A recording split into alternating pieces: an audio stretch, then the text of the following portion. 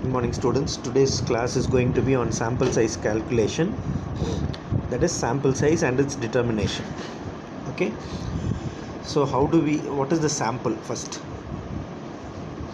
the population which you are going to select for your study is called the sample. So why is the sample important?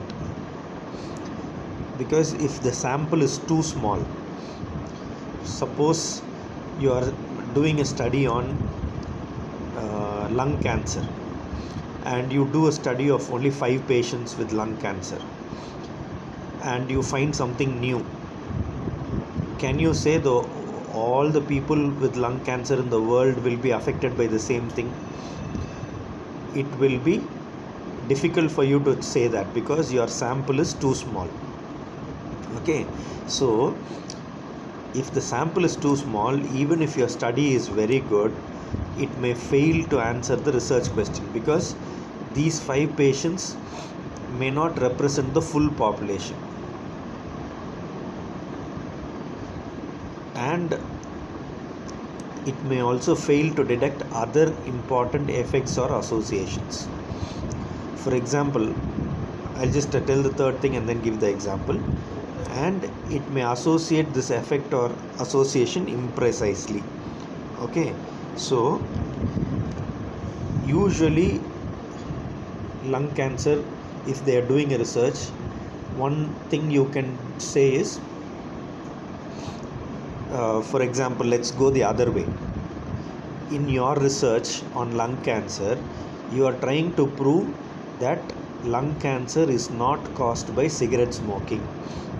It is caused because of asthma, and you take 5 patients for your study and all those 5 patients have asthma and then they do not smoke, they have got lung cancer. Can you tell these 5 patients got lung cancer only because of asthma?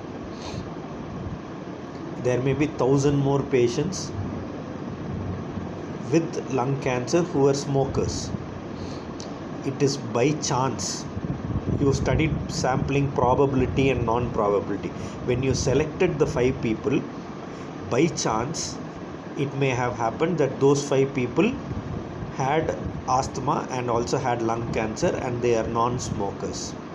So just because you selected such people, you cannot say the whole population of thousands and thousands of lung cancer patients get it only because of asthma.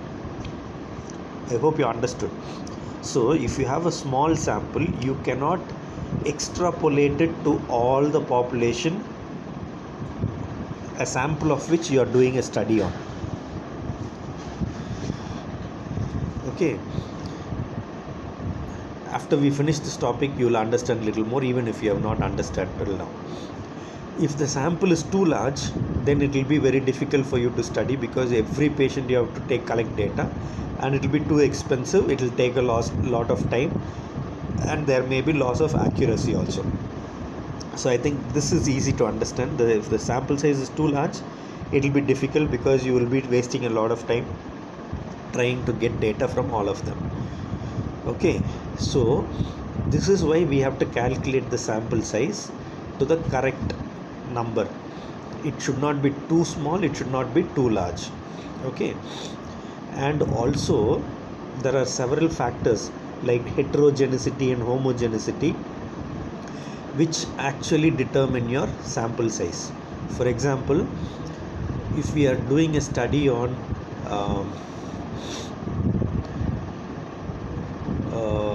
coronavirus, people whose lungs are affected by coronavirus, okay, you cannot say that all people, or if you calculate the number of deaths in coronavirus, you can see that there are different kinds of people. Some of the people with comorbidities, some of the people without comorbidities, some in the elder age group above 60, some in the younger age group.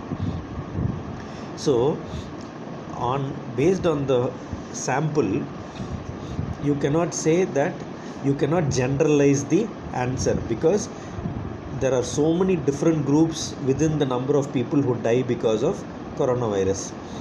There are males, there are females, there are young people, old people, middle-aged people. So each of these groups have to be represented in a study to generalize the results to the population. Okay. So now we'll see what are the methods of determining sample size. There are two things. One is non-statistical, other is statistical considerations.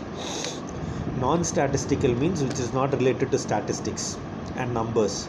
First thing is whether you have enough people to do the data collection.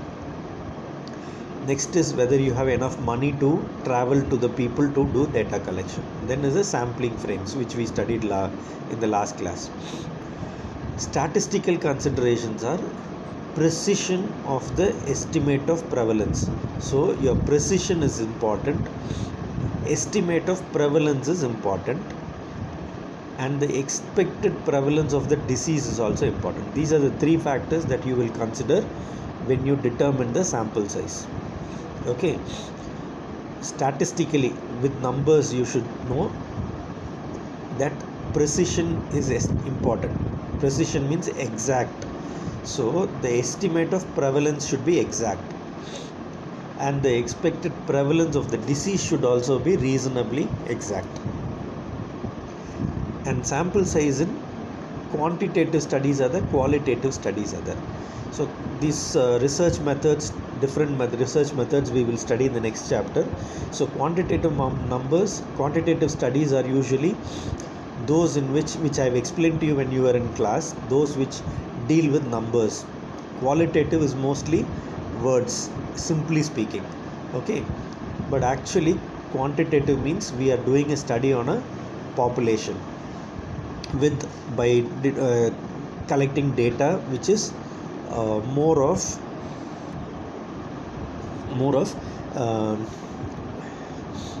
numbers, related to numbers. Qualitative means more of discussion, focus group discussion, interviews, things like that. Okay. So when you want to get the sample size for quantitative studies, you have to look at the reliability coefficient, standard error. Okay, we will see some of these things later. In qualitative studies, you cannot have too many numbers, because the numbers, if you have too many, then you will be interviewing in depth, in detail. So if you have more than 50 people, it will be very difficult for you to get interview done for all these people and then collect the data and put them together. So the minimum number of participants should be 15 in a qualitative study. Maximum can be only 50. Okay. So there are some factors that you have to think of when you do a sample size calculation. First is the margin of error. Margin of error means, for example, if you tell somebody what is the distance between Vellore and Karigiri, you will say 15 kilometers plus or minus 2 kilometers. That means you are thinking it is 15, but it could be 17, it could be 13, above 13, less than 17. Okay, so that is the margin of error. Same way in your research, whatever you are finding, it could be plus or minus some variation. Okay, so that is called as the margin of error. Then the confidence interval. What is confidence interval? Is the percentage of all possible samples that can be expected to include the true population parameter. That is, if you are doing research on 100 people, then you are thinking that what you are studying, the parameter that you are studying, is present in whatever percentage of the population. If you say 95% confidence interval, that means you are confident that 95% of the population have that particular parameter. So for another example you can say is, if a politician is going in an election, then there is, if you think that he is going to win 60% of the votes plus or minus 3, that means you are 95% certain that he is going to get votes that is between 57 and 63. So that is the confidence interval. That is the interval means gap or confidence level. That's the plus or minus values. Then proportion. Proportion is fraction of the total. If you say you have seen gems packet, the proportion of red colored gems within a gems packet is 3 out of 10. That is proportion. So it is a fraction which says 3 out of 10 or 4 out of 10. So that is proportion. Then there are other factors on which the sample size depends.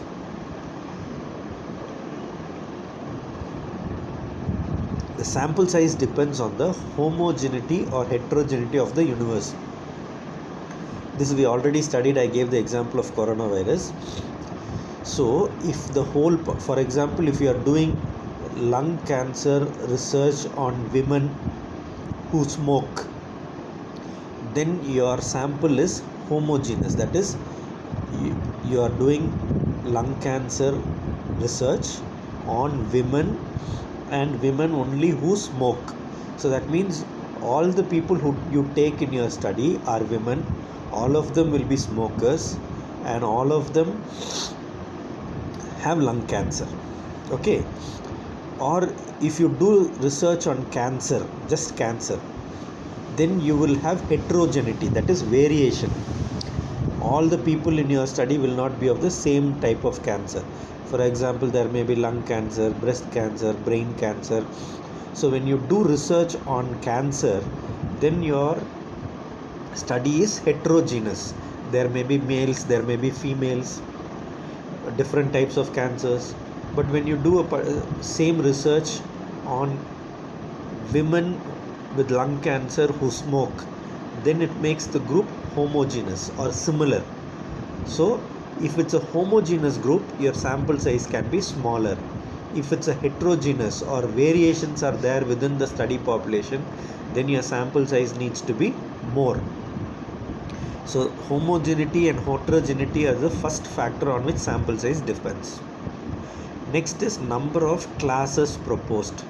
For example, if you have 100 women who smoke who have lung cancer, then age wise if you differentiate, you can say less than 30 years, 30 to 60 years, and 60 to 100 years. So the number of classes you have is only 3.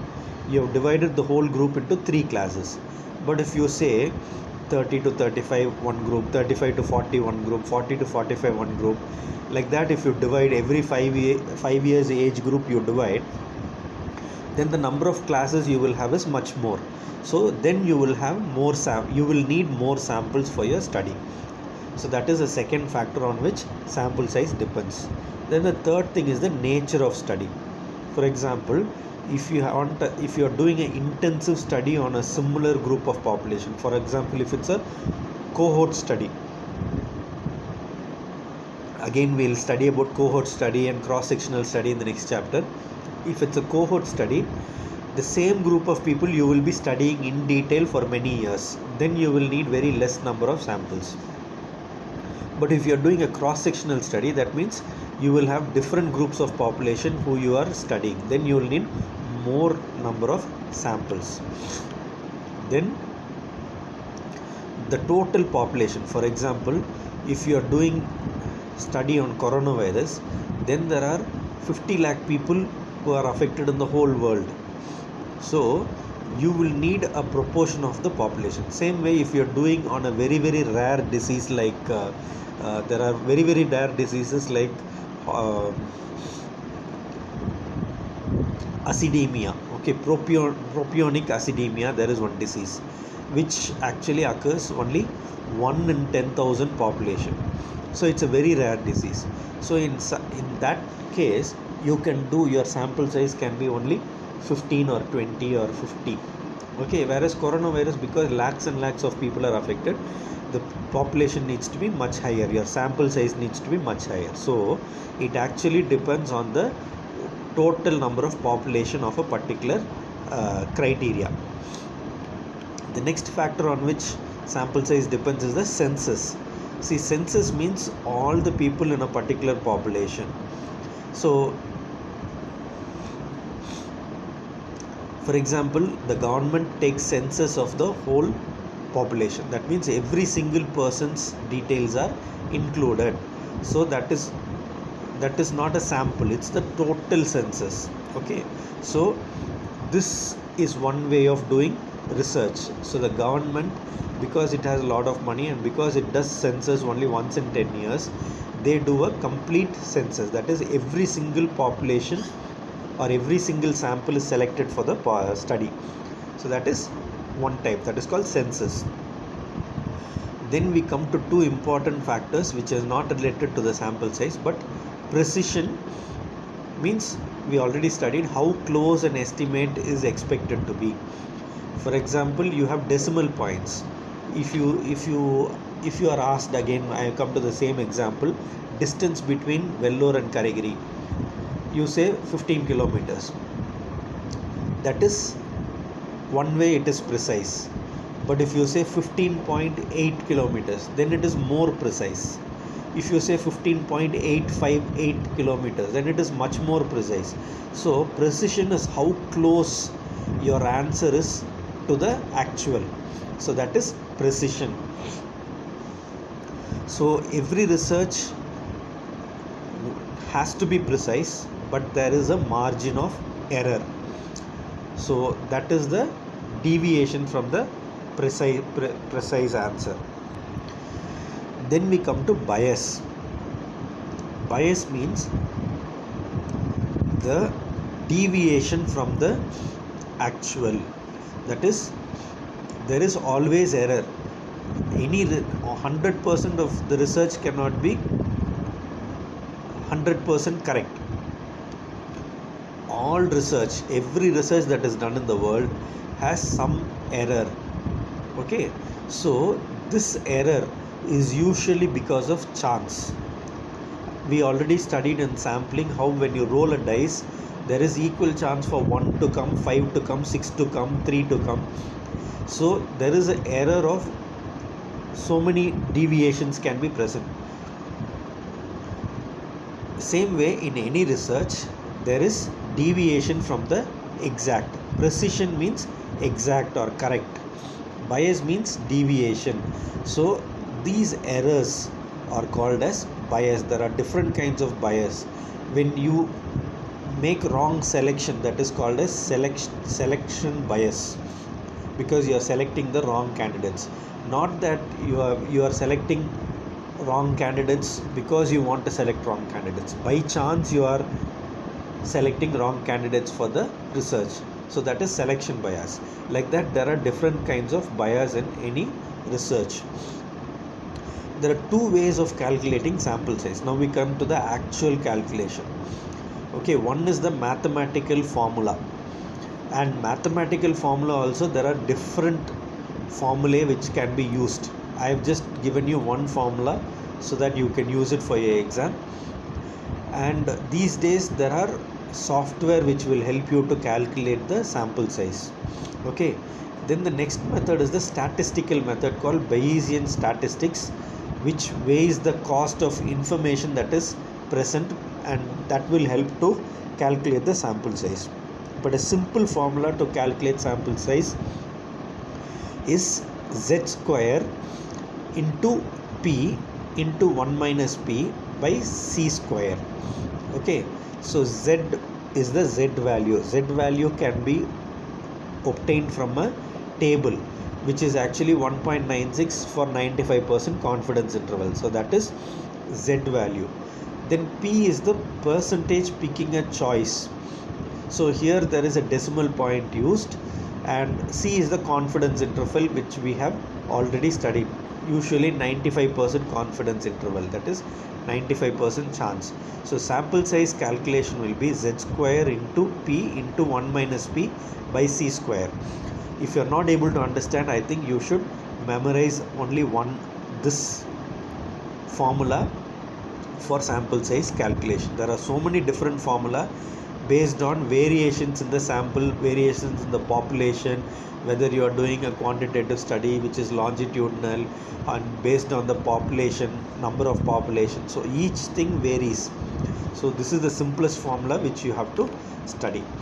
Then there are some more things which I have listed for you to read. So we already saw about bias and we already saw about precision. So we will see some more things. Random error. Random error means the error that occurs by chance without any bias from the selector. That is, it occurs by chance. Whenever you select a sample, there is variation in the sample. Every sample will not be the same.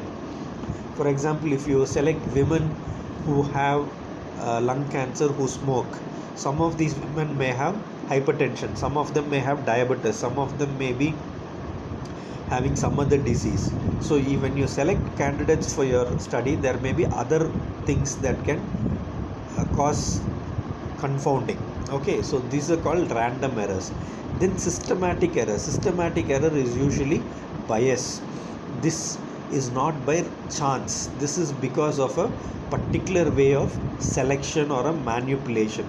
For example, the way you select the candidate for your study or the sample for the study, it may be a wrong method. So that can cause errors. That is systematic bias.